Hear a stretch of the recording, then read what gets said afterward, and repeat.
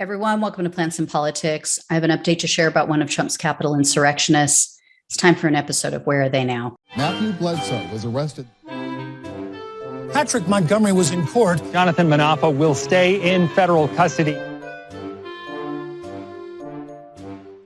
No, I don't take responsibility at all. So 71-year-old John Schubert and his 62-year-old wife, Amy Schubert, were captured on surveillance video. They entered the Capitol through a broken window on January 6th. And the couple was then seen moving further into the building. They were chanting along with other members of the mob. Well, Amy thought it was a great idea to wear a jacket with a patch that led the prosecutors directly to them. The patch read, quote, "Plumbers and Pipe Fitters Local Union 422, Joliet, Illinois." So just as brilliant as the guy they voted for. Amy also sent a private Facebook message to someone, and she tried to blame Antifa for the actions of Trump's terrorists. Amy wrote that she got, quote, "into a little confrontation with Antifa." So the Schuberts were arrested on July 26th, but because John and Amy didn't vandalize anything and they weren't violent, they were each just charged with the 4 common misdemeanors: entering restricted building or grounds, 2 counts of disorderly conduct, and then the 1 count of parading or demonstrating in a Capitol.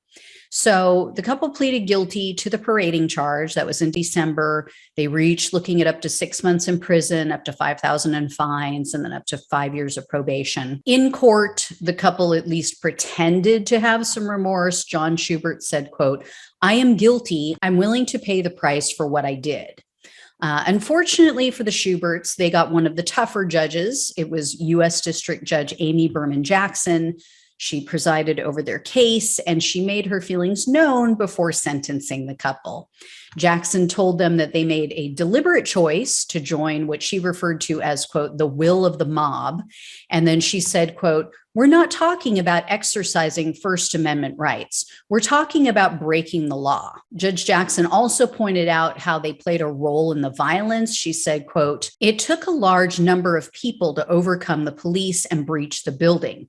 It couldn't have been accomplished without people like you." And Jackson admonished them for their loyalty to one man over the country. She told them, quote, "Loyalty to a single head of state is not patriotism. The attack on the Capitol threatens one of the most important principles of democratic government, the peaceful transfer of power." And then the judge tied their actions to current world events. She said that what took place on January 6th, quote, "damaged our standing and our credibility in the world, the credibility we need this week to stand up to authoritarianism abroad. And no one's going to hear us if we don't do it at home." However, after she was done taking them to task and giving them grief, she unfortunately didn't order any jail time. Instead, she sentenced each of them to only 18 months of probation, and she gave them 100 hours of community service. And again, that's each. She also ordered that they each pay a $1,500 fine and a $500 restitution fee. As always, I don't believe this is adequate. I don't believe for 1 second that these people, after listening to Judge Jackson berate them, all of a sudden, is reconsidering their position or realizes that, oh, we were duped by a con man and his minions.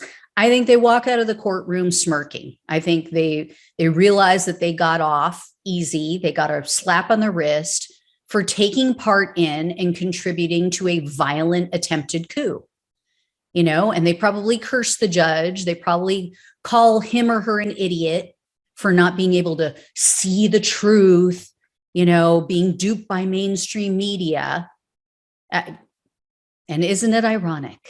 Don't you think? I mean, by the way, Fox News is mainstream media. So yeah, not adequate. I'm surprised by this judge.